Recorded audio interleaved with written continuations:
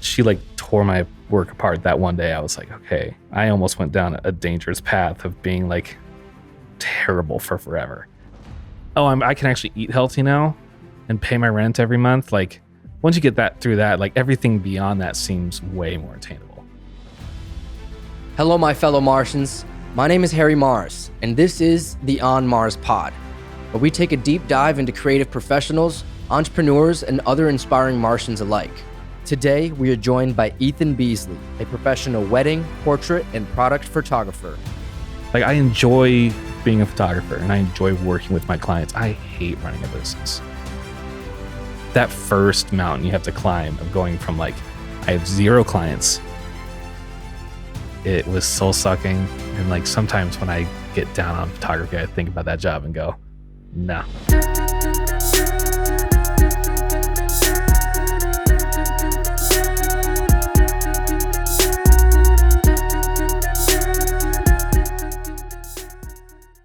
Hello, my fellow Martians. Today, we are joined by a professional wedding and portrait photographer, an elite fisherman out here in Arizona.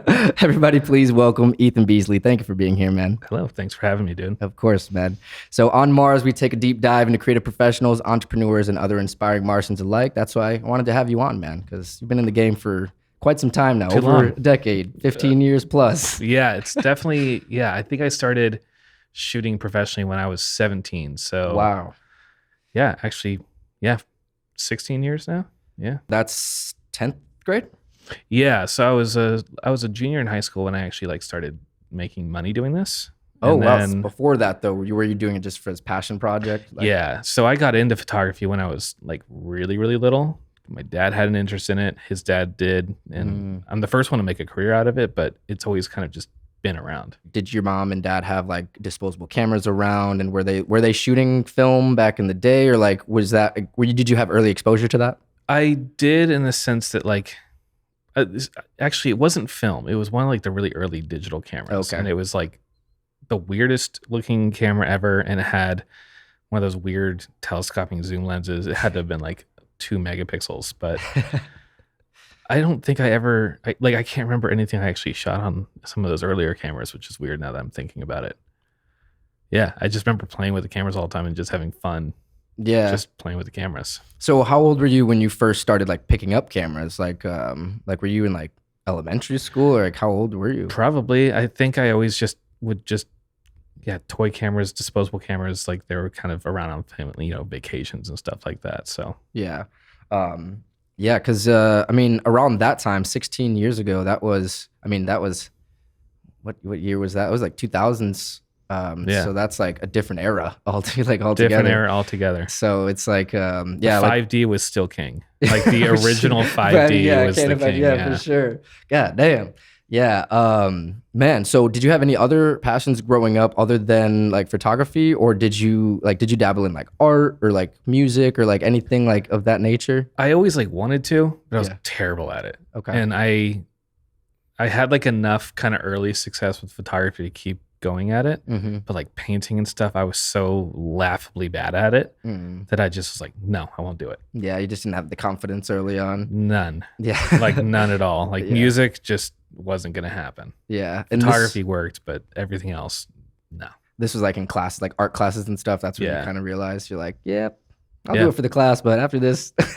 If I could go back to like my elementary school and like middle school teachers and tell those teachers like, this kid's gonna make money off of our work for a living, they would go, no, it's not gonna happen.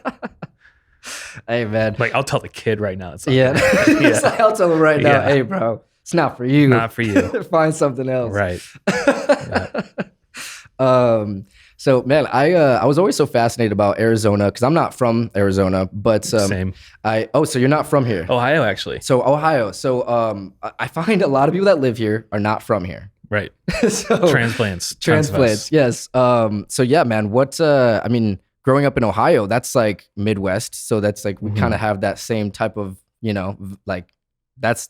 Ohio and Michigan are the same place for sure. Like that's taboo to say that, but like for sure. If you cut the sports out of it, it's the same place. Yeah, definitely. So what did you do? Outside, fishing, that must have been a big part of your life back in the day. It's weird. I actually didn't really get into it heavily until I moved out here where we don't have water everywhere. Super weird. I don't know, man. Like I grew up, like growing up in Ohio, like like in high school, all my friends were in bands. And that's Okay. actually how I got into shooting professionally. Is I kind of just rode coattails Oh, okay. onto whatever that scene was, and I don't know. It was weird. I don't really remember doing anything other than playing sports, shooting pictures, and partying through high school. To be honest with you, Yeah. So that was in what city in Ohio? little small town outside of Columbus. Okay. Nice, man. When did you make the decision to come out here? Probably while I was still in high school, but I didn't actually move out here until I was 19. By yourself? Yeah. Well, my parents lived out here for a while. They split up. I stuck it out here. Yeah, I've been out here for like 13 years now. Interesting, man. So when you moved out here, you were living with your parents. Yeah. Okay. And then when they decided to leave, you were like, I'm staying. I love it. Yeah. Yeah. I mean, once you live out here, like, you've done the same thing where you've come out here from the Midwest. Like, you don't want to move back to the Midwest. Like, it's awesome out here. Yeah. And like, there's a lot to like talk trash about, especially this time of year where it's 120 degrees out. But dude, the West is so different, and it's so expansive. There's so much to do. Yeah, man. I agree. And I think a big thing of the reason why I moved out, because I moved out here in 2014. So it's like about 9 years now. But still, it's like it's got to a point, or it got to a point in Michigan where I was like, this is not my scene. Like, it's not active. Like, I was trying to make music, and that's just like the arts out in Michigan is just not like, I mean, well, I guess I shouldn't say the arts, because art is big out there, but like music specifically in that sense. And it's what kind of music was it? It was like hip hop. It was like alternative hip hop. Yeah. And it's like, that's not Grand Rapids, Michigan. Not Grand Rapids. Detroit, sure. Right. Well, and like when I was coming up, it was like all the Rise Records bands. So it was a bunch of like hardcore and like screamo bands. Yeah. And like that's what I wrote up from. And so like Ohio was huge for that back then. Wow. And Michigan got a little bit of it, but like all the bands that were coming out of Ohio were like all of the Rise Records bands. Wow. So there was a scene out there for music. Yeah, Attack and all those older bands, yeah.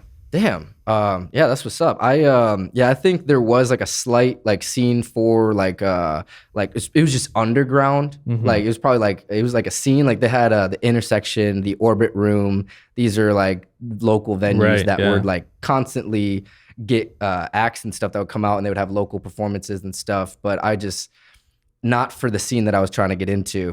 So it was just like, I got to get out to AZ where it's like progressive, where there's things going on, they have college towns, and they have like young people that are energetic and ready to do stuff. And yeah, it's exactly like that. And weirdly enough, it sounds dumb, but when you live in like a cold climate, like that stifles that stuff. Yeah. Like there's something to be said about living in like a borderline, like tropical climate where it's just warm all year round. Yeah. So people are out doing stuff all year round. Yeah. Like nightlife out here is just always flourishing because it's always warm out.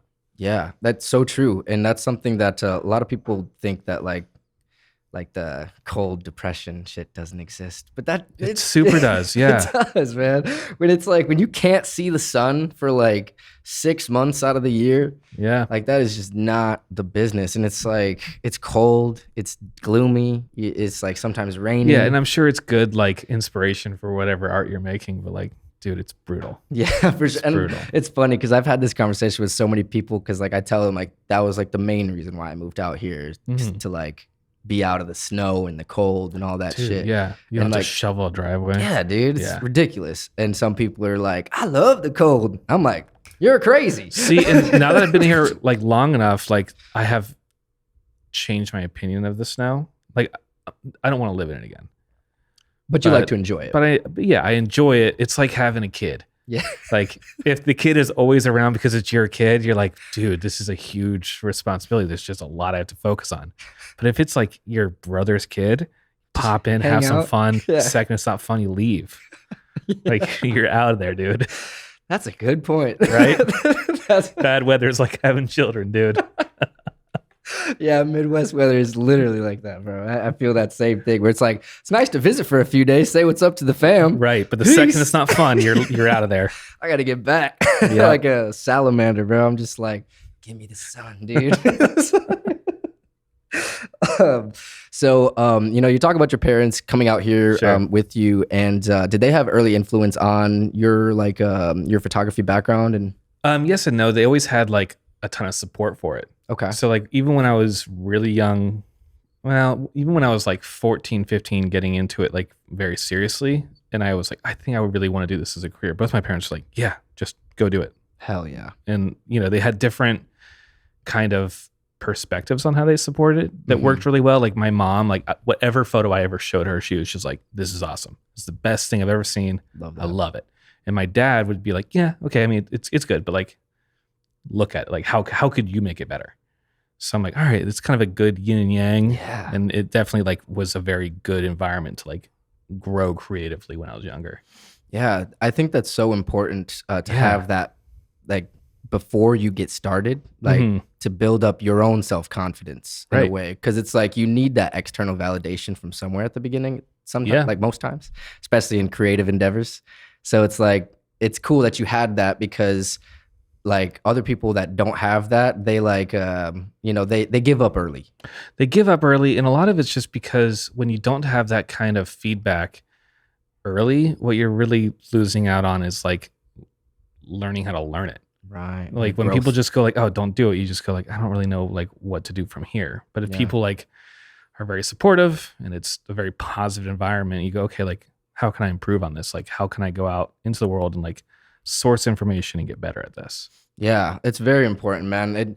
It's cool that you've had that. And it makes sense because like the fact that you've been doing it for so long, it's Mhm. like you just get better and better and better and better every year. It ebbs and flows. Like I'll have years where I feel like I grew a ton, and then I have years where sometimes I feel like I took a step back. Oh, really? And that's always like an internal battle. When you do like step back, sometimes it's like it's easier to step forward like a lot further than you were at And a before. lot of the reasons is because when you do step forward, you're not going forward down the same path. You're going Right. down an altered path, which is ultimately really like the most exciting thing ever. It's like Yeah. when you're heading one way creatively, some stuff in your life happens, or you just get exposed to different art, and you can just go, okay, like actually, I need to take it a couple steps back and then pedal forward this other way that I want to go now. Yeah, absolutely, man. Yeah, I think that's very relatable for any creative endeavor, like Right. art, music, painting, all those things. Well, It's just not photography, yeah. linear. It's just zigzagged all over the place. Yeah. Yeah, man. And it's like not giving up. That's the end goal of like being the best version of yourself. Right. You know what I mean? Like whatever that looks like at the time. So sometimes you need to take that step back and kind of like live life and be present a little bit, learn from things and like And grow. not force it. Yeah. Totally, yeah, and that's another big thing too, where it's just like kind of letting it marinate, Right. And like letting yourself learn, letting yourself grow, and not like rushing the process. Because that's when you see people quit later on. Is they Yeah. go like, I'm not growing fast enough. I'm not making enough money fast enough. Right. This isn't working. And then they're just like, I'm just going to move on, do something different. Mm-hmm.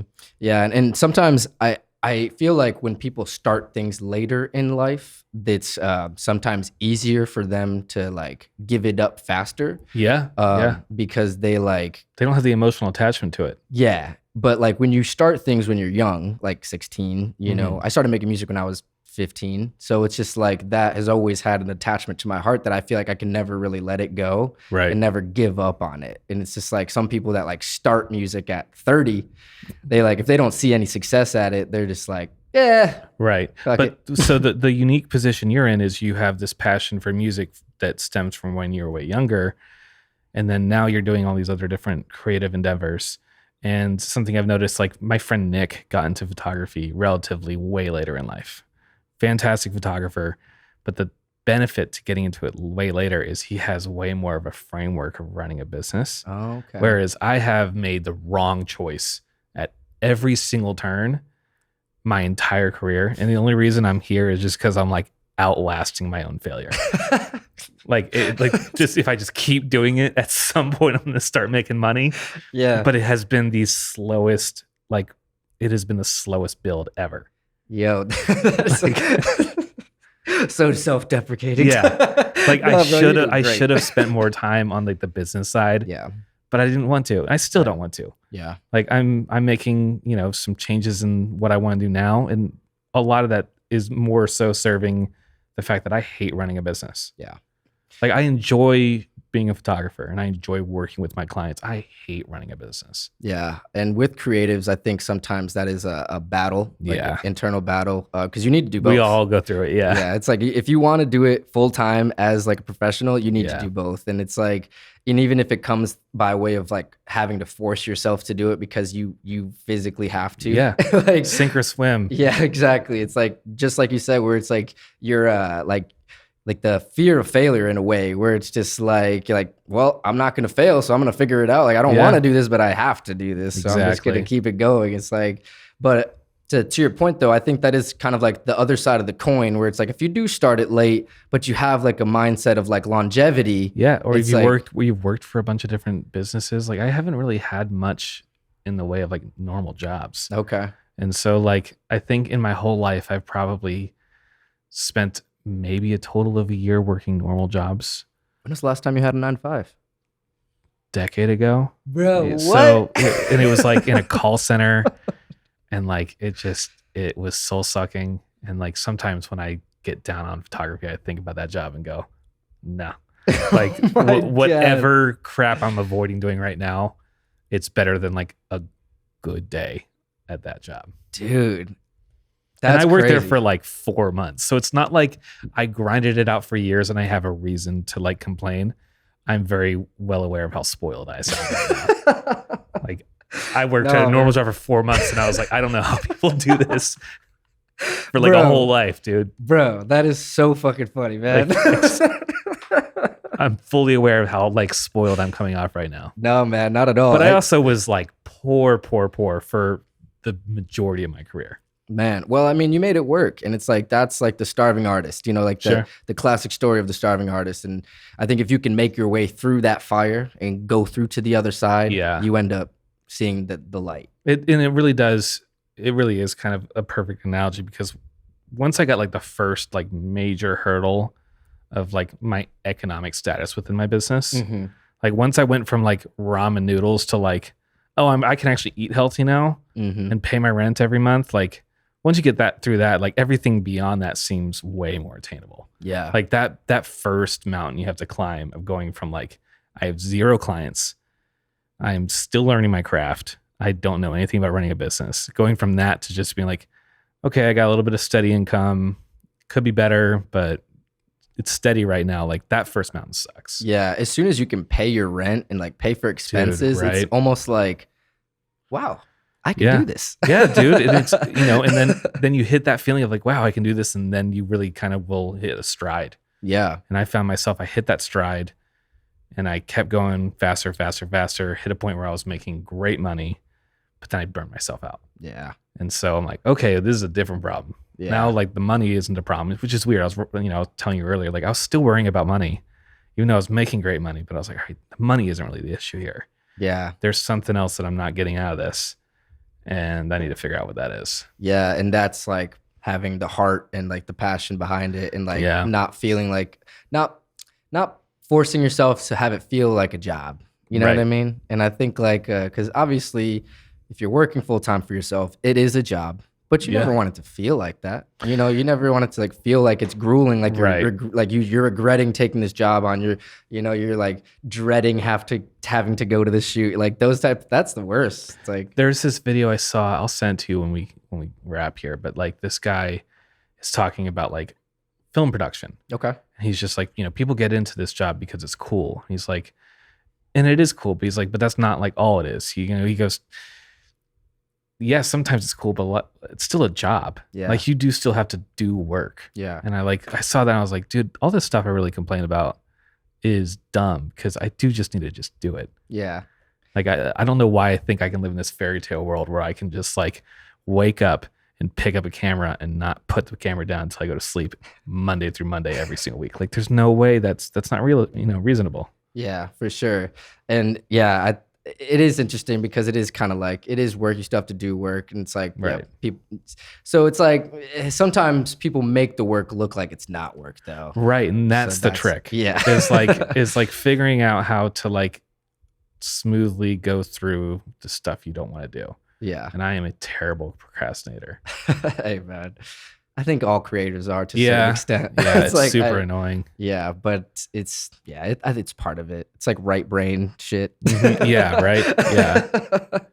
So, videography, is that something that you ever got into, or was it just always photography only? It's always been photography only. And then recently, my friend James kind of proposed that I get into director of photography work, because even within my own photography, I like the process of running a shoot from the perspective of the camera. Mm-hmm. And, I'm great with like posing clients, posing models, actors, whatever. But I really like diving into like the intricate parts of lighting a scene and the composition and all that. And then he's like, that's all you're focused on. I'm like, okay, that's kind of interesting, because I've never really wanted to edit video. Mm-hmm. I do have interest in writing and directing, but the editing has always been like the barrier where I've gone, that's where I draw the line. Yeah. Like I've watched people edit video and I cannot for the life of me understand how people enjoy it. Like I love editing photo, like I love it, but like editing video, just, every, 10th of a second over and over and over again, linking it up to sound, cutting everything together. Nah, I'm good. For sure. And, talking about that, I mean, you were into photography for so long. Like what skills are transferable into the director of photography role, and what did you have to learn that you didn't necessarily learn from photography? Like, was there anything that you had to learn separately? Camera movement. Okay. Because I know it's kind of a thing that all my like video centric friends all have like told me, like, you can tell when it's a photographer shooting video. Wow. Like, because of the still nature of the still nature, or just the way that they think they're supposed to move the camera. Like I just worked on a short film, and the thing I noticed was like when I was, using the dolly, I was using the length of the dolly quickly in every shot. And I never really, like, in my head, I thought I was doing it slowly, but then I started watching like, other movies and TV shows, and I'm like, oh dude, they're moving that camera like 2 feet. And I was using like 15 feet of dolly on every single shot. So like, I'm still learning the whole camera movement stuff. Yeah. But the lighting is something I'm pretty well, I've got my mind kind of wrapped around that. Right. Lighting and composition. Yeah. Yeah. I mean, it's interesting that it's called director of photography, but it's like video. I always found that so weird. I know. I remember always seeing like the credits for director of photography and being like a kid and being like, I wonder what that job's like. Do I just like take pictures on set? Because like, like BTS. I could do that. Yeah, BTS. I'm like, why are they so high up on the list? Like, why are they one of the first names? Yeah, one of the first names is just the BTS guy. He's an intern. Yeah, right.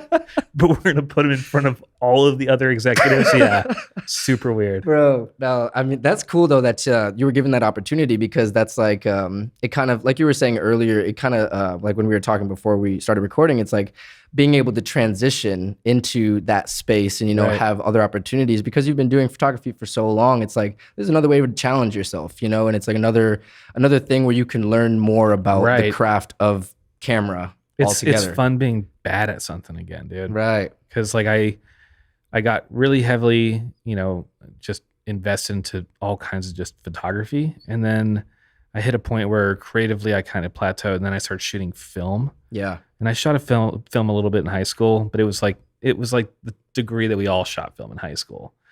But I started shooting film heavily, and film's cool because it just goes like, you mess this up.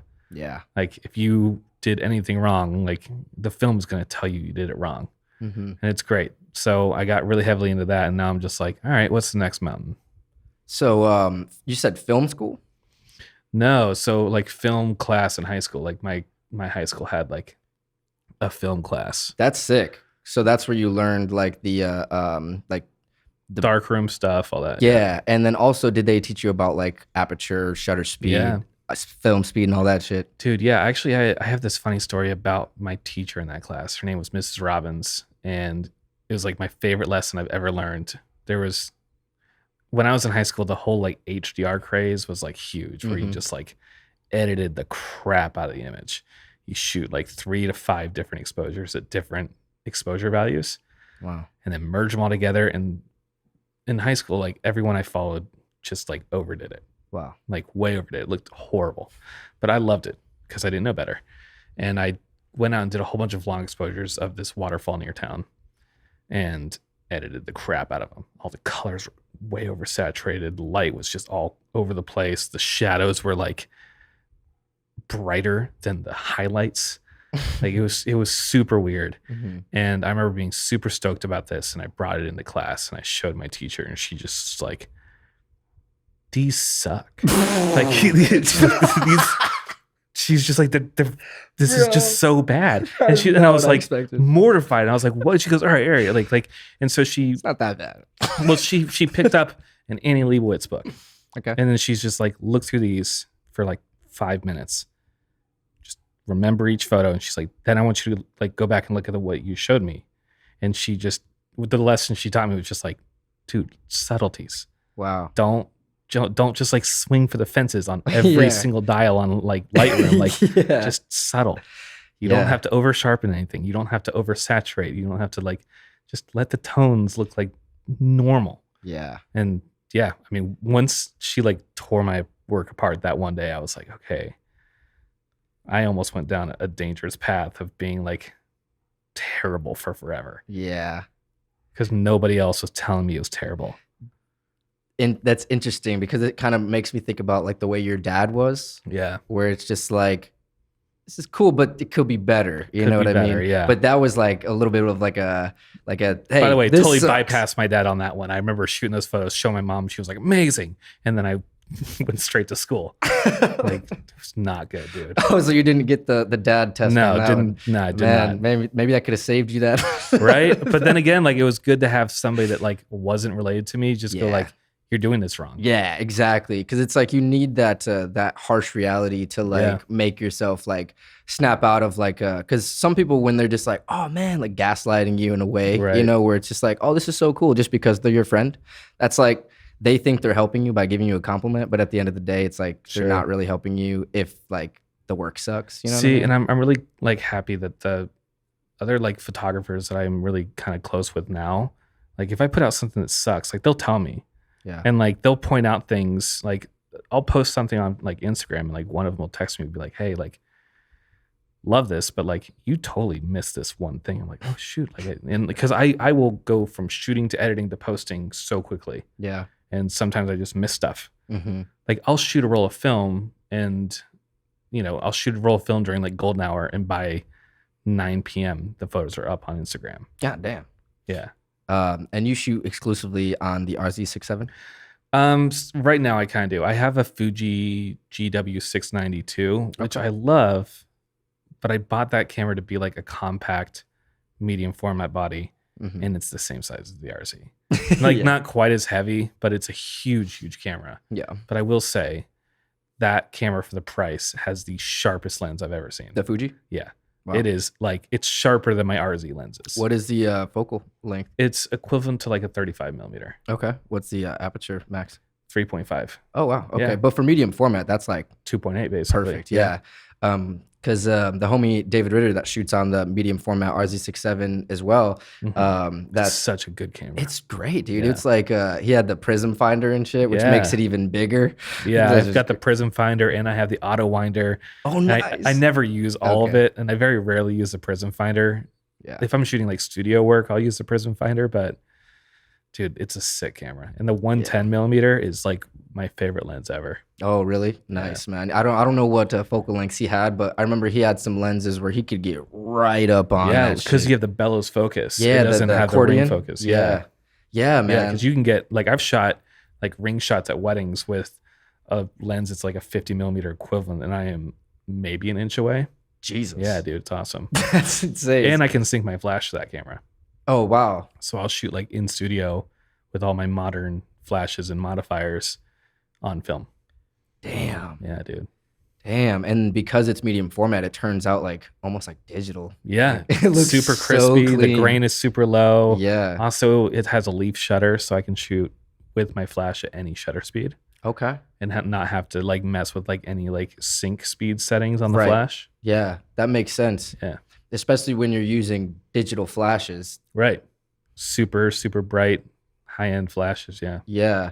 Man, I feel like that's so cool. Like people that would see your work probably wouldn't even know that it's film. Right. Most of the time. I mean, that's kind of the goal because I feel like sometimes, especially on Instagram, you'll see the stuff where it's like overly like the film look. And I'm Yeah. like, dude, sometimes I almost think that's digital because it's so overly done with the scanning. Yeah. Like when they bring in that huge fade into all the shadows. Mm-hmm. I like that sometimes, but not with all my work. Yeah. Like if I'm going to man. go and bring, an RZ into a studio with all these studio lights, I'm not having a faded image. Yeah. Everything is going to look good. Mm-hmm. Man, That's a personal preference. yeah. I mean, I feel like that's just something you've honed in on, like the way Right. that you like your photos to turn out. And Yeah. it's like that's just Other people might see those things and be like, damn, that's a good photo. Yeah. Well, and that's the thing is because I use Instagram almost entirely for like finding inspiration now. Okay. And I will find like random photos where I go like, I wouldn't shoot it that way, but I do love what they did here. Yeah. And I think that's ultimately all we're trying to do is when you're trying to find inspiration, like you're not trying to rip off anybody's work, but it's cool to look at somebody else's work, go, I wouldn't do this, but I do love this. Yeah, for sure. So something I want to ask you, because you've been in the game for 16 years now in photography. Like you've shot so many different industries, weddings, food, music, portraits, landscapes, everything. It's like, what is the most fulfilling for you to shoot now? Weirdly enough, it's always kind of been weddings, even though I'm currently on the process of getting out of weddings. I don't know. It's nice working with people that have like emotional skin in the game. Yeah. And the reason I'm actually looking to get out of weddings actually has nothing to do with my clients or anything like that. I've always just been swimming upstream in the wedding industry as a whole. It's the one industry that has like constantly rejected my work. And it's a super weird thing to work in an industry where I'm making good money. My clients are all happy, but my peers aren't. So the weddings have always been the most fulfilling. But now that I'm starting to dabble in like video production, that's starting to like really kind of like it scratch the itch. Yeah. That's interesting that you didn't really get that like type of response from your peers though. That's like, I mean, because your work is elite, dude. It's super different. And I think if like, for wedding vendors that I'm working with, they don't want to have something that's like glaringly different on their website or their Instagram feed because that becomes a dominating factor that people look at. Like if someone's scrolling through a bunch of photos on a florist wedding, like a florist's wedding Instagram page, like they're going to see a whole bunch of photos that all like kind of look similar where everyone is really just focusing on the flowers. And then they're going to see mine. And the first thing they're going to think of is that the photo looks super different. Yeah. They're not even looking at the flowers. They're looking at something that just isn't exactly indicative of their brand. Yeah. And I like to shoot things darker and kind of moodier. And that's not really loved in the industry for sure. Hey, well, I can. I love my work, but I understand why they don't. For sure. Yeah. Yeah. And I mean, all your clients love your work, obviously. Yeah, that's the important So it's part. like, the people that are paying me like my work. So that's the really important part. Yeah. And they consistently like give you new clients and like Yeah, you man. probably get a lot of referrals because you do great work and It's you're 100% efficient. referrals now, and thank you. Yeah, of course, Yeah. man. No, I've seen what you've done. I mean, you took photos. Like I met you because you took photos of me and the Yeah. band back in the day. Dude, that shoot up in Flagstaff the first shoot we did? Yeah, it was without Dude, that feeling was an weird, awesome verbatim. one. Yeah. Yeah, we shot in the middle of the road. We did shoot in the middle of the road, like on the main road between like Flagstaff and Page, like that highway. Yeah, And then we also shot in like kind of I love that area, like the little alleyways that we were shooting in. Yeah. Yeah, was that was like for like the first promos and stuff like that. Yeah. Yeah, I remember we damn, that's crazy because we did this whole thing and then like released the record and then just like Yeah, dude. It's like fuck that. And Marcus's buddy Sam was there, and Yeah. it was my first time meeting all of you guys, and I saw your Michigan plates, Yeah. and I started talking trash about Michigan because I'm an Ohio State fan. Yeah. And everybody was like all kind of giggling along. And then I started talking trash about Oregon because I'm like, now we're out here and like Oregon is like trash. Like, I don't know why everyone was so scared of that team out here. And all of you guys just like went dead quiet. And I just like kept going and kept going and kept going. And then Sam followed me on Instagram like after that shoot. And I'm like, he played for Oregon in that game against Ohio State. Like he was in that game. He was there, bro. Dude, I saw him at a party like a week later and I was like, hey man, I'm sorry. And he was like, it's cool, man. You didn't play in that game. I'm like, no, I didn't play that game. Bro, Dude. I don't even remember that happening. That is so fucking funny, dude. Yeah, he was deep in it, dude. Deep in it, yeah. Yeah, for sure. Like the whole crew, like they would go out and like visit him and like go to the games and shit. I had no clue. Oh, that is so funny. Good for him, because I mean, Yeah. I was talking way too much trash. And he just like let it happen. And he didn't even like change his tone. He was just Yeah. kind of just like, this guy has no idea what he's talking about. You know? Crazy, man. Yeah, that shit was like 8 years ago, probably. Yeah, it was. It must have been like 2016, 17, I don't even know, 17? Man. I don't know. Long time ago, dude. I mean, shoot, there's been so many evolutions of that group. Yeah, so many. It's like in that time. Bunch of name changes. Music's always been good, but yeah, lots of name changes. Like people coming lots of in members and out. changing. Yeah. So, but the core group, Yeah. they've been holding it down, bro. So Yeah, they sure have been. yeah, it's it's cool though, man. So fishing, I want to talk about that a little bit, you know, because Sure. like you said you didn't get into that until you got out here, which is why? I mean, what? It's weird, man. I remember I was having my buddy Marco. My buddy Marco was coming over, and we were gonna like hang out, drink some beers, play some video games, and it was like super hot out, so that's why we were doing that. And then while he was over, our mutual friend Sean texted him and was like, "Hey man, you want to go fishing?" Because they fished together a bunch. And he's like, "Do you want to join?" I was like, "Dude, I haven't been fishing since I was a kid, but yeah, let's do it." And then like very shortly after that, I dove down the deep end. Yeah. And now I'm like going out to like Colorado or Utah every other week, or I'll go, I just got back from Montana a couple days ago. Yeah, man, I see some crazy photos that you post. Takes you to some pretty crazy places, dude. Yes, for Yeah. sure, man. And I mean, I hate to admit this, I've never really been fishing ever. You're And, missing out, man. you know, yeah. It's a good time. It's an expensive hobby. I mean, it's at this point, it has become more expensive than photography has, for sure. Because of the equipment, travel costs, stuff like that. yeah, you're doing it so often too. Yeah. Yeah, it's like if Where you it's weren't, worth buying nicer equipment and yeah, yeah. it makes sense. I mean, do you ever eat what you catch? No. Never. Barbless hooks, catch and release. It's just too much mess to eat them too. Yeah. I just put them right back. Plus, they're like little pieces of art. Yeah. Like, trout are like super pretty, and I don't want to like see a little pretty trout and then beat them over the head. Eat them. Yeah. Yeah, that's I fucked put them up. right back. I just feel all bad. Yeah. Man, I mean, have you ever gone like salmon fishing or anything I like that? have. Yeah. I've actually gone fly fishing for salmon in Washington and in Alaska. What is fly fishing versus regular fishing? So regular fishing, it's like the skinny, like translucent line. Yeah. With a weighted like lure. Okay. And then fly fishing, the lure, the fly doesn't weigh anything. So you use this big kind of thick, like nylon kind of coated weighted line. You cast the weight of the line with a little bit of fishing line at the end that's then connected to the fly. It's basically just like someone was like, fishing's a ton of fun, but I'd like this to be hard. So they turned it into fly fishing.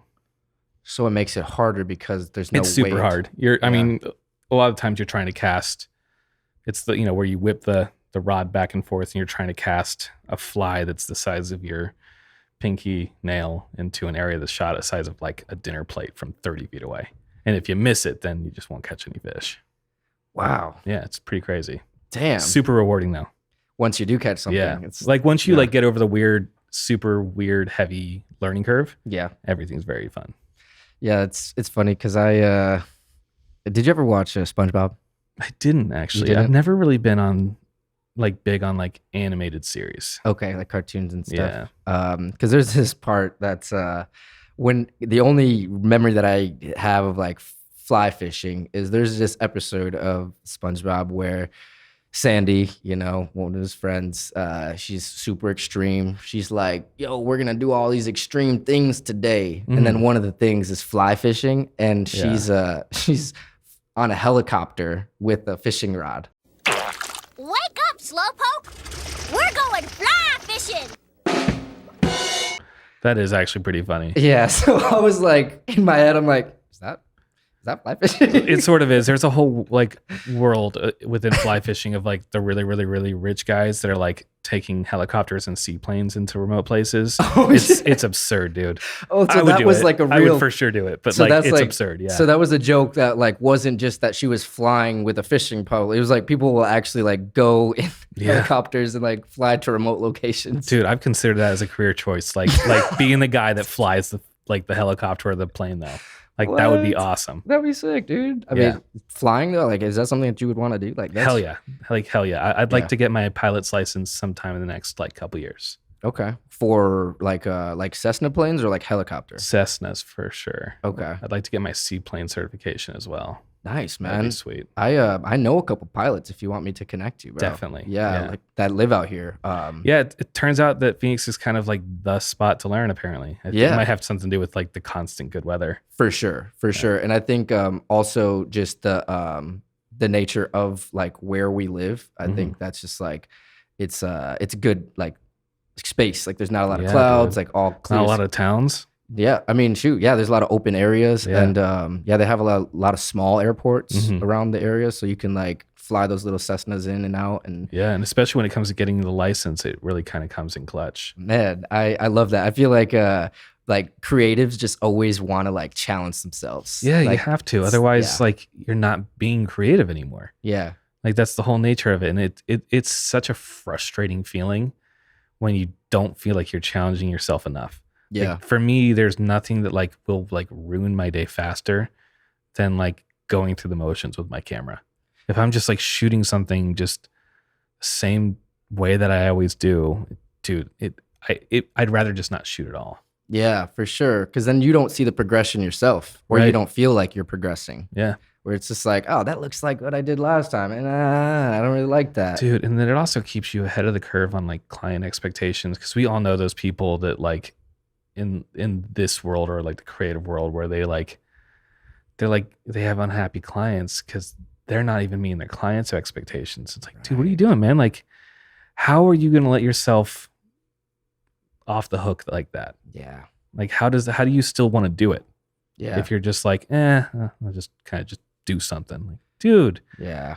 there's people out there that have jobs at call centers like I did, and I hated it. I'm like, why would you ever want to like put yourself in jeopardy like that? Yeah, it's almost like at that point you're like taking advantage of it. Yeah, definitely. know? Or It's you're just- taking it like for granted that like That's just it, being yeah. creative is just something that just if you're taking pictures, then you're being creative. It's like, dude, you gotta keep pushing yourself. Yeah, for sure. And I think that's a good point too. When it's like when you're doing it for a client and they just kind of say like, that's good enough. Yeah, just like Or even worse, when you do it for yourself and you don't push yourself. right. That's even worse. Yeah, because then it's like, dude, who are you not trying to impress right now? Like, Who are you not trying to impress? For sure.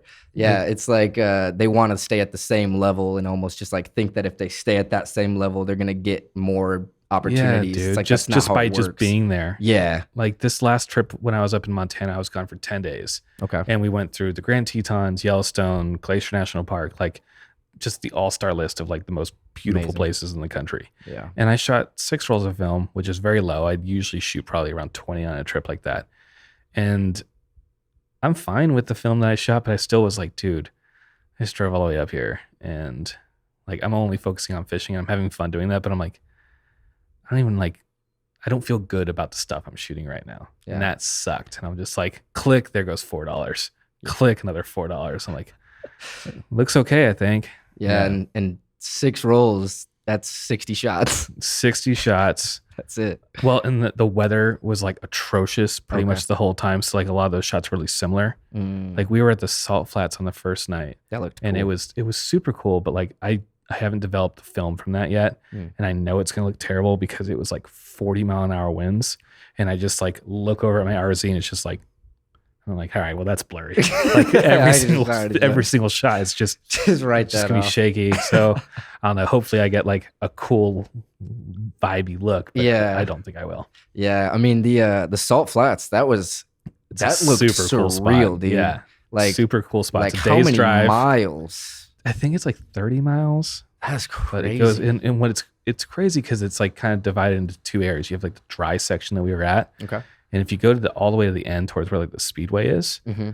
there is a flooded area. And it's awesome because it's like a big expansive area like that that's like ankle deep the whole way out. Like it looks like a big like lake, Oh, but it's the whole thing is like 3 inches deep. is it salty? Yeah, super salty, Damn, super salty. Yeah, but people will like kayak through it. that's sick, Yeah. dude. It's like the Dead Sea, but like 3 feet of water. Right. Well, I mean, our Dead Sea is right next door in Salt Lake. So it's right near Salt Lake City. So to get to the Salt Flats, you go up to Salt Lake and then you drive an hour and a half just directly west. And it's all the same kind of landscape. Wow. You see the Salt Lake go from being like a big lake to just kind of puddles to like just the flat salt flat. Wow. Yeah. That's sick, dude. That's definitely one of those places that I'd like to go just to see it one Yeah. day. You know what I'm saying? It's like just Dude, looks flights cool. from here to Salt Lake are like, you know, you can find them for under $100. And then, yeah, you rent a car. It's an hour and a half away. Wow. It's a pretty easy trip to do. Man, another reason why living in Arizona is amazing. Dude, right? It's Like, if you're in Ohio or Michigan, like, where are you going to go? you got to take 2 planes. 2 planes. Yeah. And then you still have to drive a whole bunch. Yeah. It's like, yeah, it's 100%. It's Yeah. like I can get so many places from right here.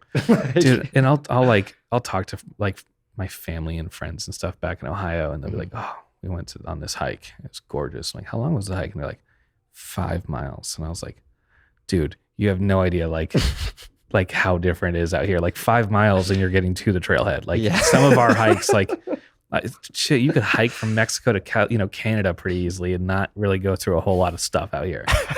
There's so much more wilderness out here." Yeah, absolutely. I mean, even just like that's funny, like the 5 miles, like that's like there's so many Yeah. trails out here that are just like that's like the beginner trails. Yeah, those are the beginner trails. Like you go up to Sedona and like it's like the 90-year-olds that are doing like the 5-mile treks. Yeah, Dude. for sure. That's like the on the rating of like runners, it's like 1 runner. Yeah, right.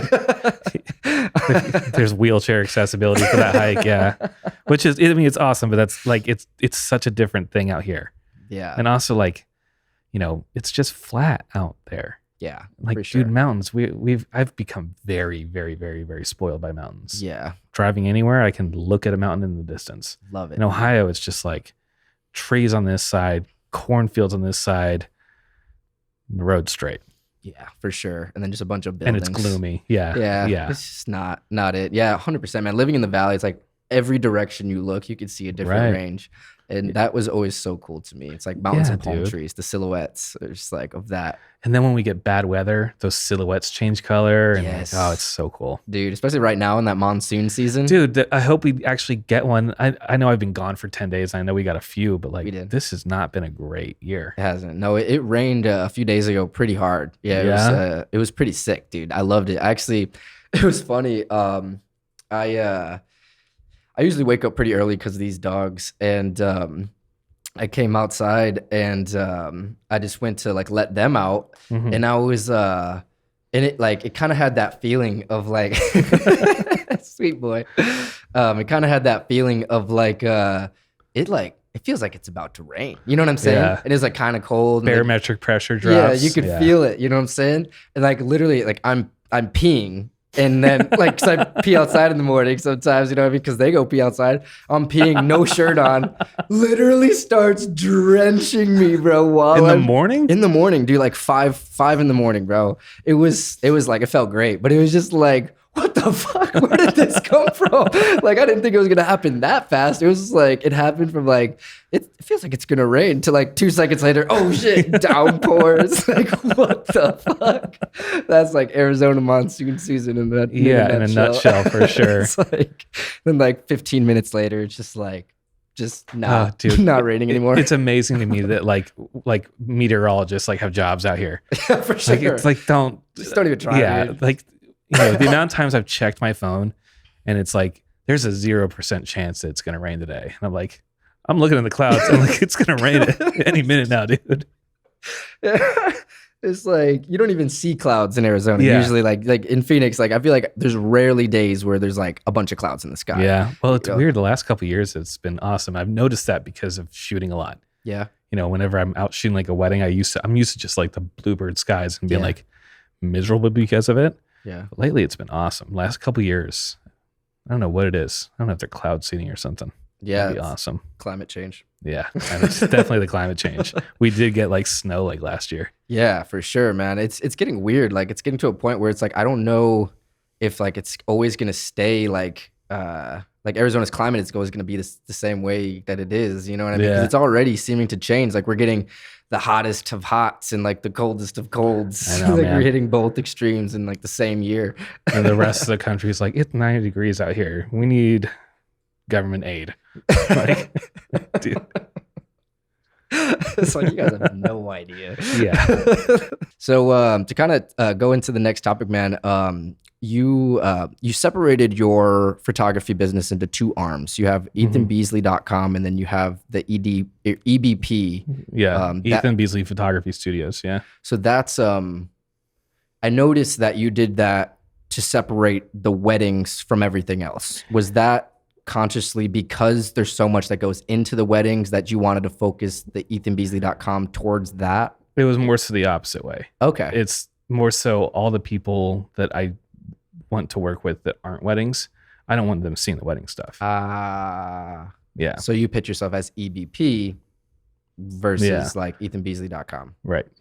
Okay. Interesting. That's cool, man. I feel like, do you think that was necessary for you? Like, do you think that you 100%. lost clients because or like didn't get opportunities because of that? If there's like any kind of commercial agency that's looking at photographers and they see a wedding photographer, I'm gonna be the first one off the list. Wow. Yeah. And rightfully so. The wedding photography world is super weird. There's a lot of really, really, really talented photographers in that space, but the vast like average of them hit like a certain point where they're like, I'm proficient enough. That's all I need. Yeah. And they just kind of sit there. Coast, and then those same photographers will go, okay, I'm going to go shoot commercial stuff. And it's like, dude, and they're totally, completely out of their zone. Yeah. You know, these people are like, I shoot only natural light. And then they show up and they're like trying to shoot on a commercial set. And it's like, not the same thing at all. Yeah. I remember seeing something that I feel like I saw it from you. And it was like, it was talking about how like, people will like use that as an excuse. Like I only shoot in natural light. It's just like, just say you don't know how to use a flash, you're bro. scared of flash. We get it. Yeah. It's just like, just say what you mean, bro. And there have been like wedding photographers that have like put my work down because I use a flash. I'm like, I don't really get where your logic's coming from that, but yeah, okay. It's like if you only can shoot with natural sunlight, you like are missing a total like you're missing the mark entirely. And there is something to be said about like really gathering a really deep understanding of natural light, but like the beautiful thing with understanding natural light very deeply is like you can go, oh well, I can add other lights and make it look better. Right, exactly. It's like it doesn't always have to be golden hour shots. It doesn't have to always be perfect lighting. Yeah. And sometimes when the lighting's not perfect, you can also still make it perfect. Yeah. Yeah, and that's an interesting thing that when I saw that, I laughed to myself because it's just like I think that's so true. Like because everybody's seen it. Everybody's seen like Yeah. even if you're not a photographer, you don't know anything about weddings. You've all seen the same wedding photo of all of your different friends over and over and over again. Yeah. All right, for sure. It's like sunset, sun in between the kiss. Yeah, right. The classic. Same exact composition, same Yeah. light, same pose, everything. And it's just copy, paste, repeat. Yeah, just coast. And that kind of goes back to what you're saying. Like some people get to that point and they just They coast, yeah. Yeah, and it's like that. But that's like what you were saying. But there's nobody It's like, asking them not to grow. There's nobody. Yeah. There's like that industry is so terrible at self-regulating. It's so terrible at telling people that if they want to be competitive, they have to get competitive because there's so many jobs and there's such a crazy turnover rate because the average wedding professional is only in the industry for like 4 years. So people get in, they make a bunch of money, they burn themselves out, they get out of it. Wow. So there's not really anything encouraging people to go above and beyond because like nobody is and everybody's getting paid enough. Wow. That's interesting. I didn't know that. It's super weird. And like, it doesn't like, that's not everybody, Yeah. but I would say it's the majority. I mean, you've been in it long enough to see like these things, and you've been in it long enough for you've seen people probably come in and go leave. out. Yeah. Over and over and over again. Yeah. It's like See ya. Yeah, and then I see people try to get back into it, Yeah. and some people are able to get back in, some people aren't. It's a weird Lost the industry. touch, yeah. So since I met you, you've always already at that point, we're always great at storytelling with your photos. Thank you. Of course, man.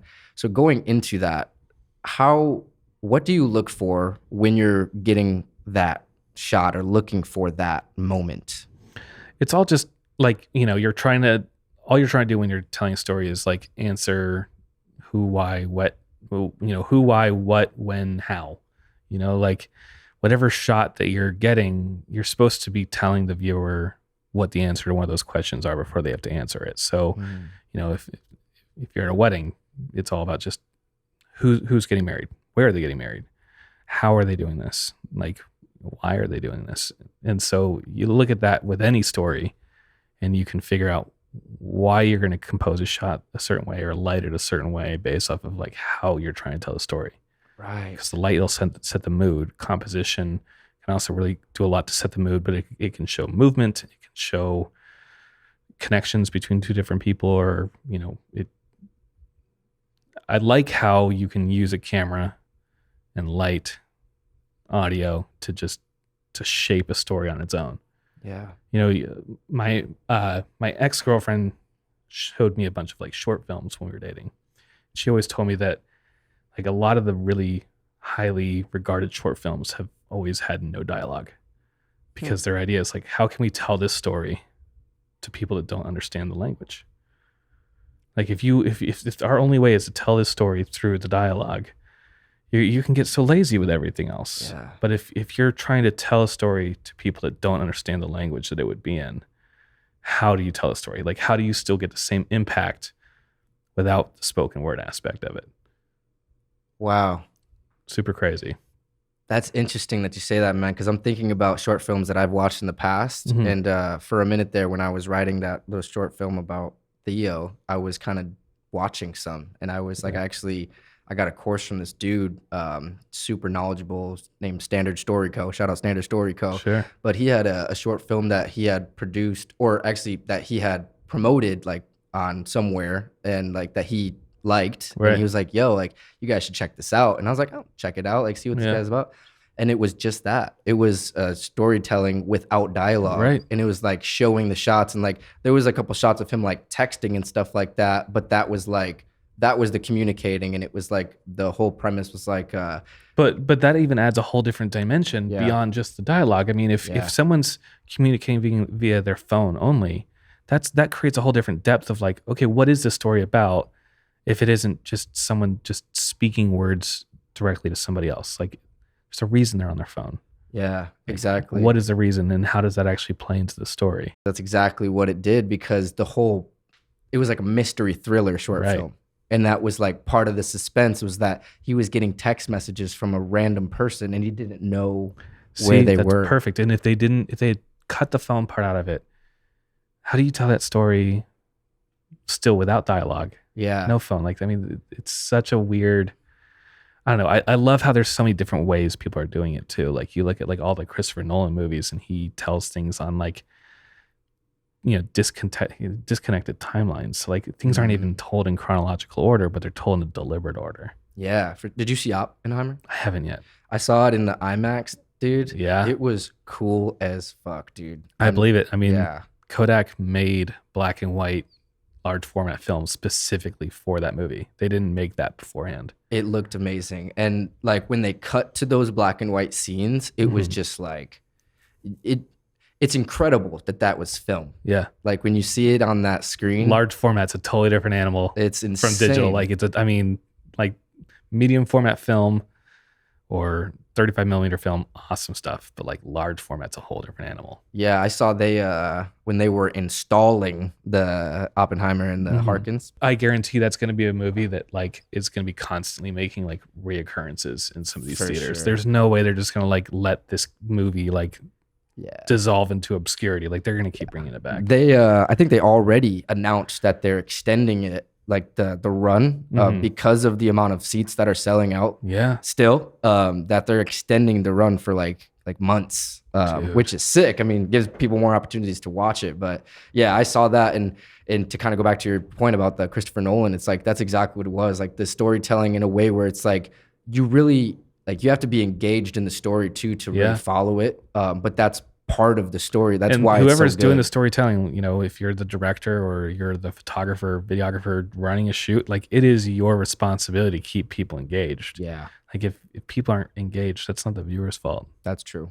Yeah, that's very true. And I think that movie, even though it was 3 hours long, it didn't feel like that. Well, and I think that's awesome considering we had hit this like normalcy where every movie was 3 hours long. Even like comedies were being like 3 hours long.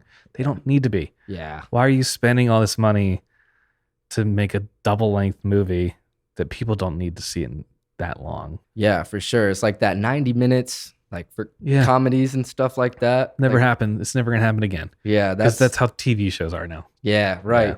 It's like it's funny because even like YouTube has kind of spoiled us in a way with like podcasts and stuff like that. Like even like this, like usually these episodes are like 60 to 90 minutes long, like which is like a long fucking format where like of content where it's like people might watch only a few minutes of it, right? But it's still like podcasts are like, you know, Joe Rogan releases like 3 hour podcasts, dude, and they're like every week, right? Dude, yeah.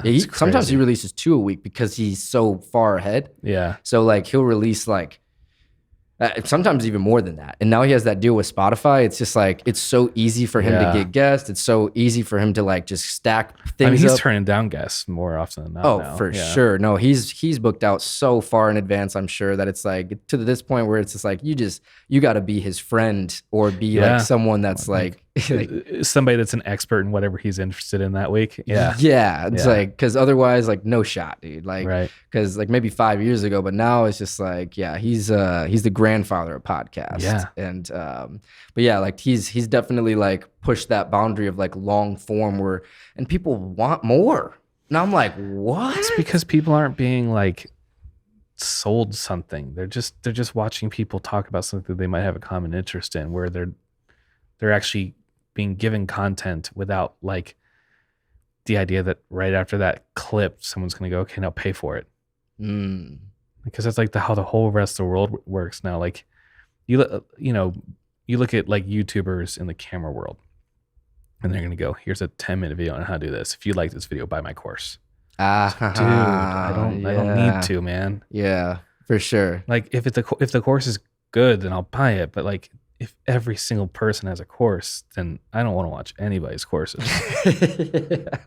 For sure. And all the photographers I love are not doing courses. And I'm like, the one person I'd actually want to see a course from, he's not going to do it. Yeah, for sure. And it's funny because like people like that are good at what they do, they're like, yeah, I'm gonna just keep these to myself. See, and that's definitely a different problem in its own. Like I hate the gatekeeping for sure. Like I have no issues. Like whenever anybody reaches out to me and asks me like how I do something, I'll write the whole paragraph on every little like painful detail. That's awesome. But I'm not gonna make a course. I don't want to make a course. For sure. Yeah, and that's just, I think that speaks more about like your character, where I'm too lazy to make a course, dude. And I'm like, don't even sugarcoat it, bro. I'm just too lazy to make a course. And selling a course requires running a business, and I hate running a business, dude. We've been over this, yeah. It's not because I don't want to be that guy. I would be that guy if I had like the motivation to run a business around it, but I just don't. Like, it's like, don't get me wrong, I'd definitely sell a course. Like I would sell the course, but I don't want to make it. Yeah. And I don't want to sell it. Yeah, for sure. Yeah, and it's kind of like I'm happy to give the information away. Yeah. And I would be the guy that would be like, yeah, I made a course. It's 99 cents. But like, even then I'm just like, I don't want to do it. Yeah. Have you ever thought about making video content for YouTube just to make it? Thought about it. I don't know. I kind of just like to kind of like fuck off with my time. Yeah. Going back to the fishing stuff. If I'm not shooting, I am outside doing something. Yeah. Enjoying it. Yeah. With YouTube, it's like that becomes a whole nother job. Yeah, it does. And like, if I were to do it, I'd want to do it entirely. Yeah. Like I would never want to start a YouTube channel with the intention of just being like, yeah, I'll just upload like a couple videos. No, if I'm going to do a YouTube channel, like weekly uploads, good content, good production value. Yeah. Like give a damn. but I don't have that in me. At least not right now. I don't. Right. Maybe, yeah. Maybe down the road, but as you get more into director of photography world, that might be something that's easy for you and makes sense. it also might be something that's even harder to do because those jobs tend to be longer. Oh, wow. Okay. Think so you about would it, have like less time. if I worked on like a movie, right. I don't have time to make a YouTube video. That's true. Yeah, especially if you're working on for like feature films. Yeah. Like not just short films. Dude, I worked a week on that short film that I just worked on, and I Wow. was still just like, this is a lot of work. Was it like 8-hour days? 12-hour days. Whoa. Yeah. God damn. Were you just getting paid like a day rate or something like that? Or like Wasn't getting paid at all. I did it for free. that's awesome. Yeah, dude. my friend James, basically he approached me. He's like, I've got this friend that I've known for like 20 years, and lives in a small town in Colorado. He's got a script. He's got a cast. He's got locations. He's ready to shoot. He's like, I was gonna go out and like DP this project with him for fun.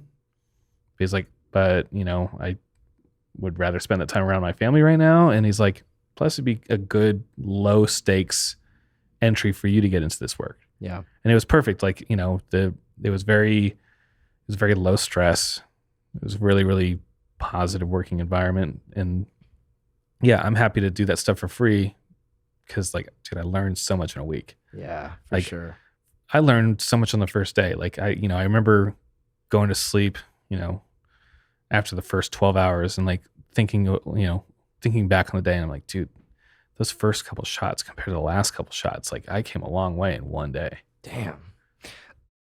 I think that's so cool that you did it for free 99. Free 99. Because it's like you said, like the low stakes on your end too, where it's just like you don't feel like you need to deliver Right. at the level of someone that's getting paid whatever they would pay you, because it's like, I'm doing this for free. I'm doing this as a favor. I'm doing this to learn. I am going to give my all. I'm going to do is the best that I can to my abilities. I'm going to continue to grow and try to be the best that I can. But it's just like that pressure of like getting paid to do something sometimes, makes you just kind of, like not explore things, not like, just kind of get fogged up and just focus on the money and just like, oh, I need to deliver because I'm getting paid, and like they need to get the value, and like you have this weird thing when there's no money exchange, and they understand that and they appreciate the favor and stuff like that on their end too. It's a lot more like they're willing to like, just let you do your thing and like. And that's exactly how it was. Yeah, it was a really awesome, like collaborative working environment. So, and the other thing is like, I went into it going like, all right, so like I'm doing this for free, low pressure. And really this just, I'm going to see whether I want to do this. Yeah. Like, before that I hadn't DP'd any jobs. So I was like, I don't even know if I'm going to like the job. Yeah. Like on paper, a job can look awesome. And then you go and actually do it. And you're like, this is not at all what I thought I was signing up for. So being able to have an opportunity like that, where it was with people that gave a shit. Yeah. Which is nice. It wasn't like I was just showing up to some like kind of like half-assed kind of job where everybody there was like burnt out and didn't give a shit. Like everybody was like, I want this to look good. Yeah. So I'm like, all right, I'm in a positive environment. Everybody else is like really fired up about this project. Stakes are low, so everyone's happy about it. Everyone wants to be there, but not everyone's like taking it too seriously. It's the perfect first job. Man, that's so sick. So is that kind of what are you gonna start like looking for people like that? Or are you gonna start pitching yourself, or are you just gonna let opportunities come to you? So right now I'm actually just gonna start doing all of my own stuff. Okay. With the intention of meeting new creatives, working with different creative people, working with different camera operators, gaffers, all these different people. And then through that, I really just want to spend all that time just like learning it. And I think, the idea is that inadvertently, as I learn everything, I will just build up a contact of people. And that's how you get that line of, into that line of work, is through knowing people in that line of work. Yeah, absolutely. Working with people that are already doing it. Yeah. And it's like, I mean, even like the guy that gave you that opportunity, like that's how it happens right there, Exactly. And so that's cool, man. Does he do that regularly? Like, does he have projects like that regularly, or? He did one this year, and then he is talking about trying to do one again next year. We'll see if I work on that. But his friend that lives out here that put me onto that job is a producer out here, and he works a ton out here. So That's what's up, man. So, At the very you're least, up I have next. tons to learn from him as well. For sure. Just be a sponge, really. Yeah. Yeah, it's cool. Like going back to what you said earlier, it's kind of like cool being like amateur at Yeah, something. dude. It's like it's fun staring up the mountain of stuff that you're gonna learn. yeah, for sure. Like sometimes, with photography especially, I will go through like creative ruts where I feel like I'm like a pigeon just picking up little like morsels of information. And I don't feel like I'm ever really being sustained. I just feel like, oh yeah, I kind of tried something a little different on this shoot and it kind of paid off. But like I love those days where you go out and shoot and it's just like huge gains yeah, in one day. in one day. And you're Yeah. like, I just soaked up all this information. Like shooting film like really did that for me. oh yeah. Where like I was shooting portraits on film, then I was like, reading articles about like, oh yeah, you can do a 3-hour long exposure in the middle of the night of like the night sky. I'm like, can't do that with digital. Nope. Gonna go do that with film now. Yeah, that's insane. Yeah, I mean you've posted some crazy star shots. Thanks, man. Of course. All I do Yeah. is just set up the camera, open up the shutter, light up a joint, and just sit there and watch the stars for a couple hours. I love it, dude. Kind of an awesome way to spend an evening, dude. Dude, for sure. There was one that you posted recently where it had like the light from the tent. Yeah. That one was so sick, dude. Thanks, Yeah, man. of I course. think I've ripped off about 2 million other photographers for that shot, but I was happy with it. So what do you set your settings up for something like that? I wide angle lens, obviously. Like I had my ISO at like 10,000, shutter was at 30 seconds. Yeah. And then, my aperture was like 2.8. God damn. Man. Yeah. Honestly, I am the last person that should be speaking on that topic because in Arizona, especially, there's a lot of photographers that live out in this area that are like really big time in that world. Okay. There's a lot of spaces you could do that because it gets dark as It gets fuck. dark out here. Yeah. And then you have like areas like Moab where they're like a designated like dark sky zone because there's like just no light pollution. So like all year round, it's just like pitch black at night up there. That's insane. Yeah. I've never been to a place like that, but Caleb Klug, you know Caleb, right? Yeah. Yeah, so he loves shooting those types of things. And he Yeah. loves shooting the moon and stuff like that, and he's really big into that like night type of shoots. He's talked about that, like going into the middle of a place where it's just pitch black. You Pitch can't black. even fucking see your hands, Right. basically. And, it's And just if the moon is out, like it's almost like daytime. 'Cause Yeah. Your eyes acclimate to the moon instead of other light sources. It's crazy. yeah, for sure. Which is interesting that like the moon like lights up so much. When the moon is Yeah. not there, it's like Dark. totally different. Like, and you could see everything out here, especially Mm-hmm. when there's like no clouds in the sky. Like, because generally, we don't have that too much. I think that's probably why there's like a lot of people out here that like dial in on that like Yeah. all the way. It's like, And then when the sun sets out here in the winter at like 5:30, you can go out and do like a 3-hour exposure and be home by like 11. yeah, Yeah. for sure. Yeah, I guess I didn't think about it like that. Like you don't have to go camping out there No. to do it. You can, and it's enjoyable, but yeah. Yeah, hell yeah. When you go, do you go by yourself or do you bring other people too? I always go by myself Yeah. just because I don't know when it comes to my outdoor activities, I like to go kind of hard. Like I will go way out there to fish. I will go way out there to shoot photos, and I like to do it at my pace, and my pace is very long. Mm, If I'm going to go out and fish, I am going to fish from 7 o'clock in the morning to 7 p.m. and I will not stop. And it's just go. And same thing with photography. yeah, and because you just love it. Love it. Yeah, so it's like My least yeah. favorite thing is if I'm out with somebody and they're like, "Are we leaving soon?" I'm like, ugh. Yeah, for Yeah. sure. They don't match that energy, and it's Right. like, well, you just brought my high down. It's Yeah, like- exactly, it's dude. like- And now I'm like not as excited about the trip. Like, yeah, for sure. there's only like 2 people I know that I can like go on fishing trips with now, and so like people will hit me up and be like, "Oh, let's go fishing." I'm like, nah, you're not ready for Yeah. this. like it's just I just know that I'm not gonna have fun. yeah, Yeah. No offense to you. No offense to you. It is really just like a how weird I am kind of thing. Yeah, For sure.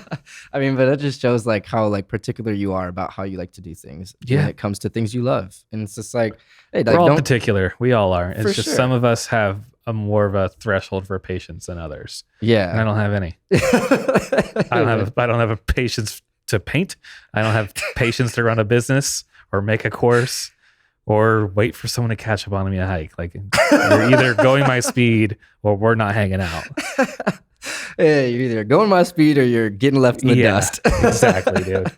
We briefly kind of talked about earlier before this interview, shooting 35 millimeter and like the difference between like, you know, shooting 35 versus like the 120 and like how much more. I don't know. Did we talk about the high quality on this interview? I don't even know. I think that was before we were rolling. Yeah. So before we were rolling, we were kind of talking about how the 120 film, how because it has like so much higher quality, it's like ends up turning out so much bigger surface area. Yeah. So it's like looks better than 35 millimeter. I think a lot of it really kind of boils down to like the lenses you're using with medium format. Like 35 millimeter, like I love shooting 35 millimeter film too, but I always have a hard time justifying shooting 35 millimeter film over my digital camera because the focal length, all, you know, 50 millimeters on that looks like 50 millimeters on my digital camera.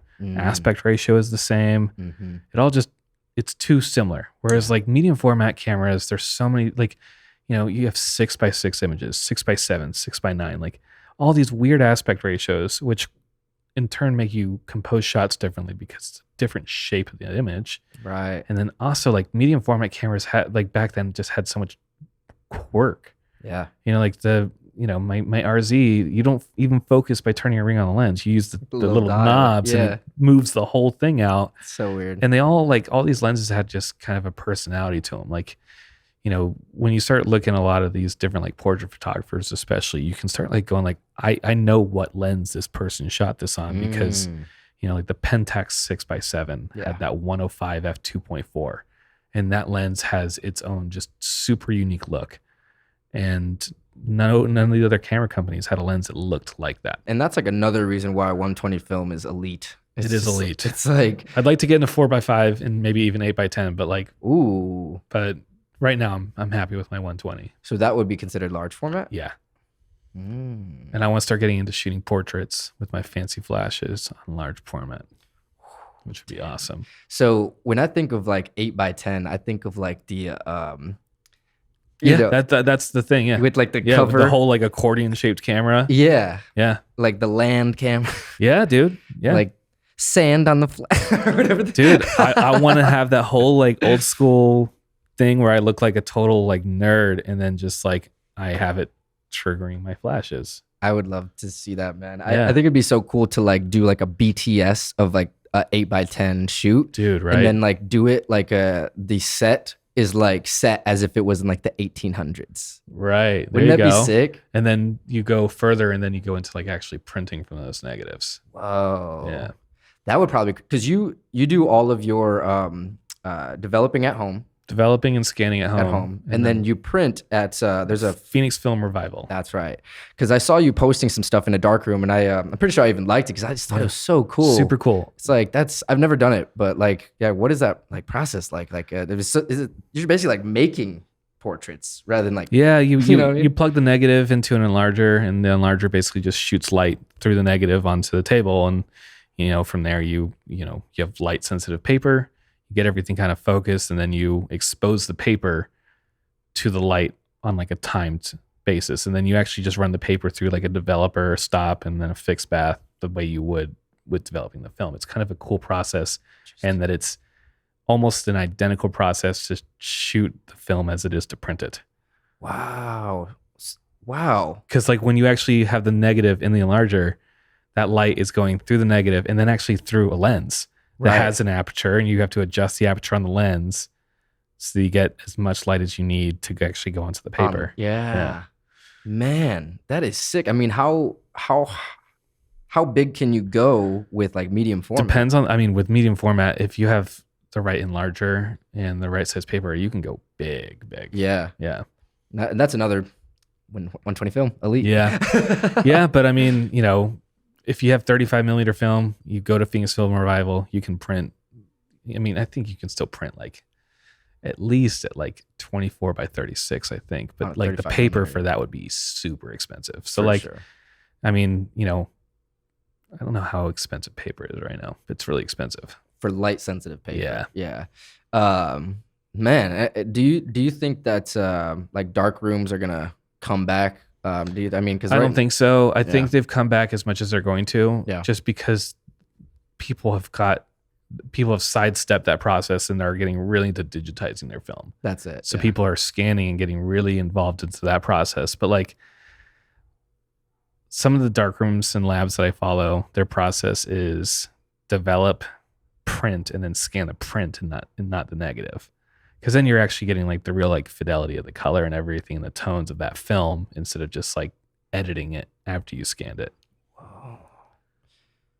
That's interesting because I guess I didn't think about it like that. Because even when you're scanning with like a Noritsu Frontier or whatever, it's still a camera sensor. Yeah, and also you still have to potentially make micro adjustments after the fact. Yeah, like Well, you have to make micro adjustments when you're printing from the negative. But the nice thing is that's all like there's like a tactile approach to that. Like if you aren't getting enough contrast, you plug in a contrasting filter and adjust the time accordingly. Like you don't just like hit a slider and you're done. Wow. So yeah, you have to be more intentional. And I think that's the word with it film. It makes you not pixel peep, but kind of. I mean, you get really intentional about every single decision you're making with a shot.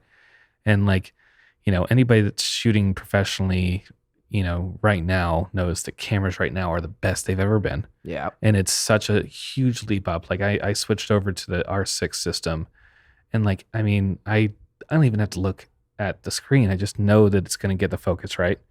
It's going to track focus effortlessly. It shoots super fast. It shoots incredible in low light. You can get away with murder shooting on digital cameras now. Like it's so hard to mess something up beyond being able to fix it now. Yeah, and that makes you lazy. That's the R6, the Canon R6. Yeah. That's that use like the eye focus. And stuff dude, like that. and it's so good at it. Yeah, and I'll see people on like forums. They're like, oh, it's just not like as good as I want. Dude, I don't know what you could possibly want out of me, like out of a digital camera right now. For sure. Anybody that's complaining about them, if it's beyond the fact that it's a stale experience shooting on them, I don't know what anybody can say about digital cameras now. Yeah. And people go, Sony this, Canon that, and like, dude, they're all killing it. And all you're trying to buy into is like, at this point, video features. Yeah, totally. And it like if that's what you're buying like the cameras for, then it's just like you're like a different clientele for like different clientele entirely. Yeah. So that's interesting that you say that because the Canon R6, I mean, they came out with like the EOS R. That was like their first mirrorless entry level camera, and now that's like already so far like in the game. And that camera was like a whiff. I mean, that camera was not as good as it should have been compared to like what Sony was doing for a while. They just wanted to get into the game. Yeah.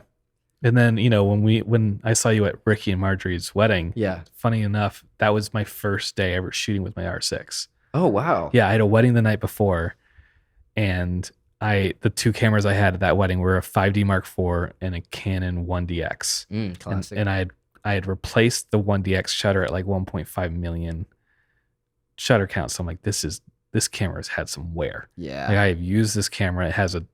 It's on its second shutter. Like, I don't know how much I rely on this camera. Yeah. And then right in the middle of this wedding, my 5D Mark IV failed on me. Like, I'm just like click, click, click. And then all of a sudden, like the mirror just started swinging freely inside the camera. I'm like, all right, well, that's it on that. So I need to get a new camera before my wedding tomorrow because I can't just only have my 1DX for a whole wedding. Like, I don't know if I trust that. No backup camera. So I go to Tempe Camera and I'm like, I just need another 5D Mark IV. And the guy at the camera was like, just get an R6. I'm like, I don't want to like get the adapters and like, because adapters have always been so terrible. And he's like, dude, this is going to make your lenses faster, sharper, more accurate. Yeah. And like, he was totally right. The RF system. Yeah. Well, the RF to EF adapter itself from my Canon. lens is twice as fast. Yeah, for sure. And I mean, that makes sense because it's Canon to Canon too. Yeah, but even before, like, I remember when I first, like, because my first professional camera was a 5D, just the 5D Mark I. Okay. The camera that you can buy for like $40 online right now. Yeah. I spent like $2,500 on it. Jeez. And it didn't have video, but it also like, if you needed to use a lens adapter, the autofocus wouldn't work. Yeah. Even if it was like a Canon lens adapter, the autofocus wouldn't work. Yeah, there would be like things that because it was an adapter, it took away functionality of the lens. Right. And that's interesting because all the lenses have those like little contacts on them. Yeah. So it's like those are like the digital things that if you had an actual native mount that you would be able to use. Well, and then you had all these companies like Canon just now start granting access to third-party companies on their mount. Wow. For Like the RF mount, they've held on to it for the longest time because like Sigma kind of kicked their ass for a while. Totally. Like all the Sigma lenses, I had them. Like they're not great lenses, but for the money, they were fantastic. Yeah. Yeah, and I mean it's interesting because even like your camera right now, like that's a 70 millimeter 2.8 art lens, and Classic. it's like it's cool, man, and I like it. It's a macro, and I kind of got it too because I was potentially gonna get into scanning my film too, because that's a fantastic setup for it. Yeah. So something I wanted to talk about, like we kind of just dabbled about being intentional, and sometimes I see film because you have to be so intentional. It's almost like a form of like meditation. Yeah, for where sure. you have to be very present. You have to be very aware, very slow, and you know what I'm saying. You also wait for a shot. Like when I'm shooting landscapes, like I'm not a very patient person, but sometimes I'll be like in a position and I'll see the clouds moving, and I go like, all right, like if I waited like a couple more minutes, they'd be kind of more over in this area. Yeah, and that's interesting. So that's something you can relate to, where it's like you find yourself, because now you shoot mostly film. Right now I do, yeah. Yeah, so it's like a lot of these shoots that you're doing, you're 100% there. You know, you're not just rifling. You know what I'm saying? Right. You're not just like taking a bunch of alternative shots of the same shot. It's like you're probably doing a lot more like setting things up, being intentional. Also, setting up the next like shot. when I do portrait shoots on just film now, I'm spending the entire time talking to my subject. Right. You know, I'm not like living like kind of behind the camera talking to them. Like I'm only pressing the button 10 times on each roll. Right. So like the whole rest of the time I'm just talking to them. Yeah, and I think that makes for the experience for the subject a lot more personable. Way more personable. And then if they're not somebody that's like usually super comfortable in front of a camera, they're not in front of the camera the whole time. Mm-hmm. They're in front of me, except for 10 mere quick clicks. Yeah, exactly. And you're able to kind of like work with them and like communicate like physically, like right in front of them, not just like with your eye behind things. Like, all right, now move your hand to the right. Which is just, that's super impersonal. Yeah. And I totally like, I can like picture it now where it's just like, it's basically just like, there's like, check. All right. Yep. Work it. You know what I mean? Right. It's like, no, dude. It's like, and there's a disconnect and there's not a conversation there. You're just barking orders. Yeah, totally. Man, so speaking about meditation, do you have any type of like routines or like do you dabble in anything like that? I mean, fishing for sure is, I would put that under that category, because when you're fly fishing, it's a constant involvement type of thing. You're not just like casting it out and waiting.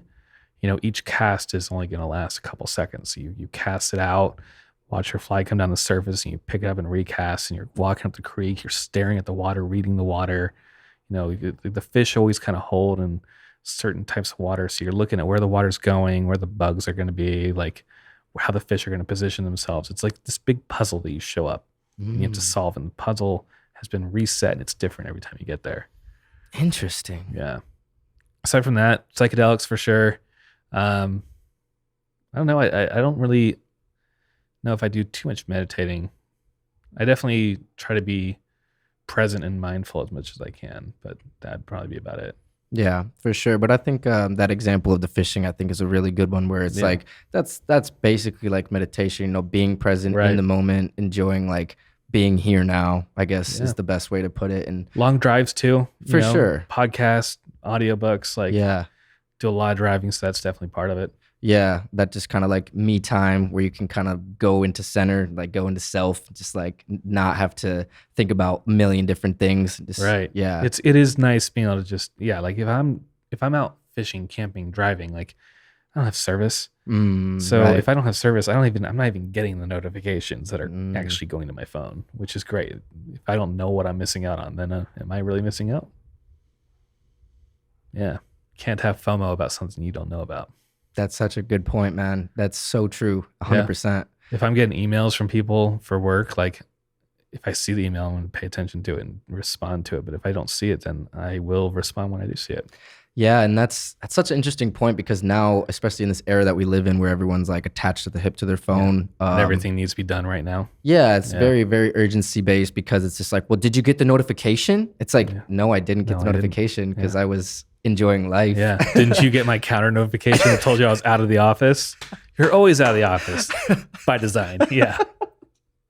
Yeah, there's a reason I'm always out of the office. Yeah, they got that little moon feature on the do not disturb. Do you use that? Best feature ever. Yeah. I will say, like, my sister abuses it. Yeah. And she never turns it off. Okay. So you can never get a hold of her. Like, if I have to call her, I have to just hope that she checks her phone at some point. The urgency of like, well, I need to contact you right now. Yeah. Yeah, dude. It's like, The amount of times I've had like this has happened a few times where I will be on a trip for a week or so. okay. And I have a wedding client that emails me and they don't hear back from me for 2 days. Oh, they get so anxious. And then they call me. Oh, They're like, our wedding's like 11 months away. Are you going to be there? Like, yeah. It's summertime. I'm outside right now. Listen to what you just said. But they'll panic real quick Yeah. sometimes. She's like, oh my God, are you good? We already gave you a deposit. Like, yeah, if you gave me a deposit, I'll be there. That's the whole point. Yeah. That's the whole point of the deposit. Yeah. It's to ensure that I'll be there. Yeah. Bro, that is so funny. It's just like, Ethan, our Yeah. wedding is 11 months from today. I have gotten that voicemail before. Like, just want to make sure you're still going to be there. Just want to make sure Yeah. we're good. Yeah. Are we still friends? Yeah. Are we still friends? Yeah. There's like insecurities Yeah. in high school. Oh They'll my be like, God. oh, we need to talk about the timeline. Okay. Well, do you have a DJ? No. You might want to get that first. you should contact Because him. they're going to give you that. Yeah. Yeah, it's like they might quit on you. It's like, I'll Right. be there. It's like, Oh, man. dude, oh man, I'm laughing so much my face hurts. Hell yeah. That's the goal. Yeah, it's a good fucking app, dude. I love it. Man, I mean, yeah, I guess I don't have too much more here, Perfect. which is sick. But yeah, we've covered so many good topics. But one last thing I want to get into is out of all of the cameras and lenses that you've shot with, what's your favorite focal length? Leica Q2, the 28 millimeter f1.7 on the Leica Q2, hands down the best. 100%. 100%. Right. Damn, didn't even Like, think about it. 100. I don't have to. It is like the only camera that I have like an emotional attachment to. Love that Wow. camera. Wow. All the images out of it are perfect. It's a full frame sensor. It's like 48 megapixel full frame sensor and a point and shoot. God And damn. it is amazing. God. If I'm Damn. not shooting film, I am shooting on that thing. Sheesh. Love it. Yeah. When did you Super get that? expensive, but Yeah, for love sure. it. Like Yeah. anything. Yeah. Yeah, I got it like 2 years ago, and it's I mean, I shoot on that thing like every day. Damn, that's sick, dude. I saw this thing the other day, and it was so funny. It was it's like one of those clips where it's like how to get better film photos. Mm-hmm. And then it was just like cuts to like buy a Leica. And Yeah, then, buy a Leica. And then it's just Yeah. like it was like one of those like joke videos. It's funny. I owned an M6 for a while, and Yeah. there was an issue with the rangefinder, and I wasn't getting accurate photos. So like, spent all the money on the M6. Like I spent I think I bought my RZ for $1,100, and I bought my Damn. M6 for $3,000. So it's way more money, and it's Yeah. not medium format, Yeah. and all my images are blurry. And I was like, I hate this. I hate that. I hate this Why right did now. I buy this? So I got rid of that real quick. Damn. So did you go? Did you ever get another film Leica? No, I don't know if I really want to. I Just a think I'll bad stick with experience. digital Leica. I don't know if I'd ever not. I think it's just I don't shoot that much 35. Mm. Yeah. But I think having the digital Leica makes me not want to get a film Leica. Yeah. Instant gratification. For sure. My Q2 has the Wi-Fi, so Oh wow. Straight to your phone. I'll shoot stuff straight to the phone. Yeah.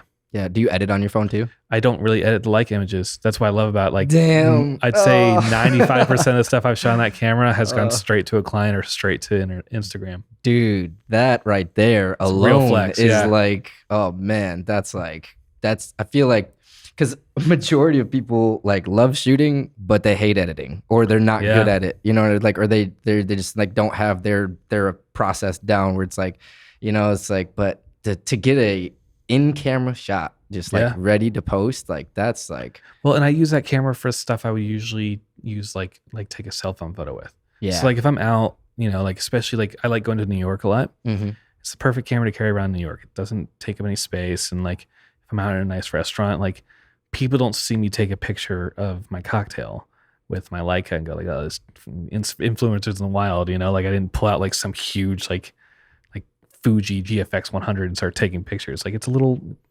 pocket camera. Yeah, a little handheld. Yeah.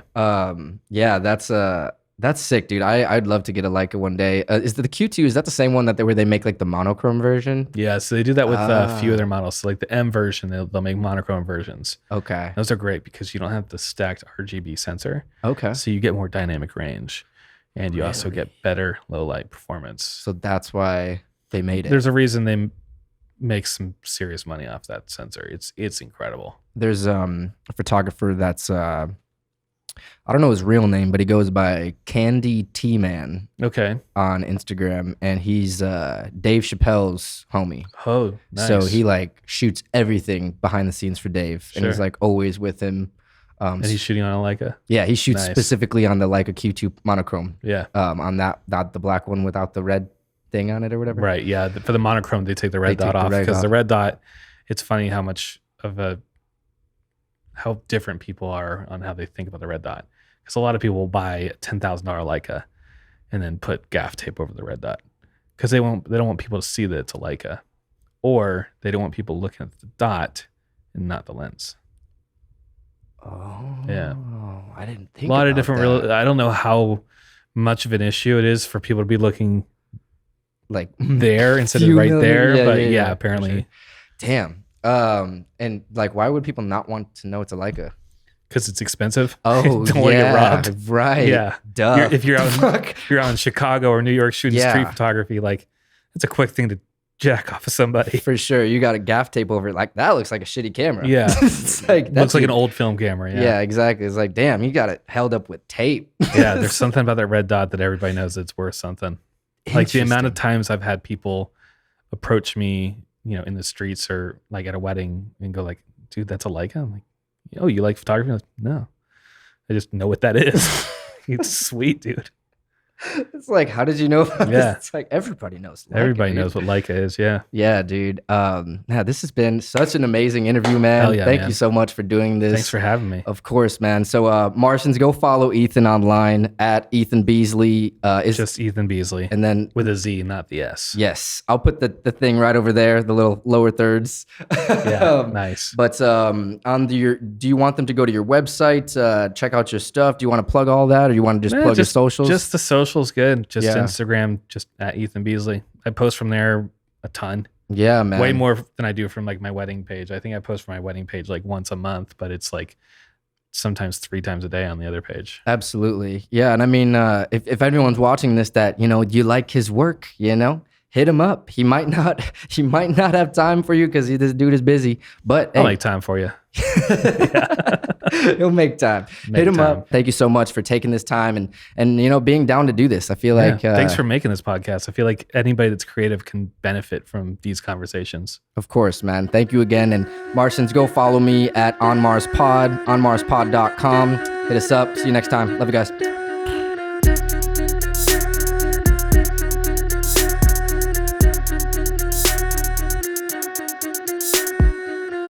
Hey guys, thank you so much for tuning in and watching this episode of the On Mars Pod and for sticking around to the end, man. I really appreciate you guys. You are the real Martians. Like this video, comment below what your favorite part was, what was most inspiring to you.